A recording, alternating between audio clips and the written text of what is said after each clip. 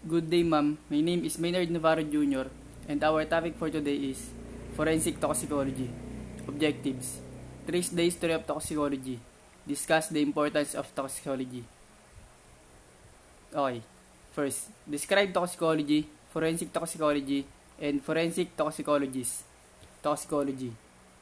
Sa toxicology, ito yung scientific discipline overlapping with biology, chemistry, pharmacology, and medicine na involved sa pag-aaral ng adverse effects of chemical substance sa living organisms. Dito din sinusuri at ginagamot yung mga na-expose sa lason. Next, forensic toxicology. Dito naman yung gamit ng toxicology and disciplines katulad ng analytical chemistry, pharmacology, and chemical chemistry para sa legal investigation of death, poisoning, and drug use. Forensic toxicologist. Sila yung mga tao nagtatrabaho sa laboratory para magsagawa ng scientific tests on bodily fluids and tissue samples para ma-identify kung meron drugs or chemical sa loob ng katawan. Next. Importance and fields of forensic toxicology. Aquatic toxicology. Dito, pinapalawak yung kaalaman sa epekto ng harmful substance sa aquatic organisms. Chemical toxicology. Gumagamit sila ng chemical substance para malaman kung may lason o nakakalason yung bagay na tinetest nila. Ecotoxicology. Dito naman yung pag-aaral sa effects of toxic chemicals on biological organisms, especially at the population, community, ecosystem, and biosphere levels. Environmental toxicology. Dito naman concerned ito sa pag-aaral sa harmful effects of various chemical, biological, and physical agents on living organisms.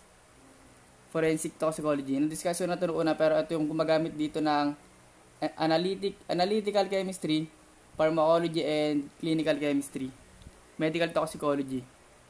Dito is yung mga gamot sa mga lason and focus to sa prevention of poisoning. Next is history of toxicology.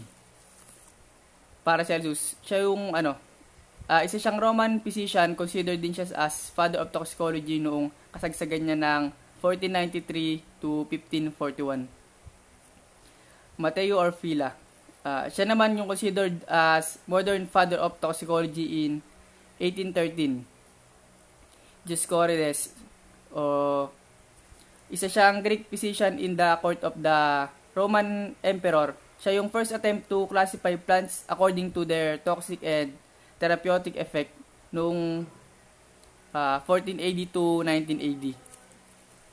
Jean Stas. Siya yung unang tao na successful isolate plant poisons from human tissues noong 1850. Dahil doon na-prove niya yung cousin-in-law niya na hindi guilty. Next, ways on how forensic toxicologists collect samples. Hair samples. Ginagamit ito sa malawakang forensic toxicological assessments.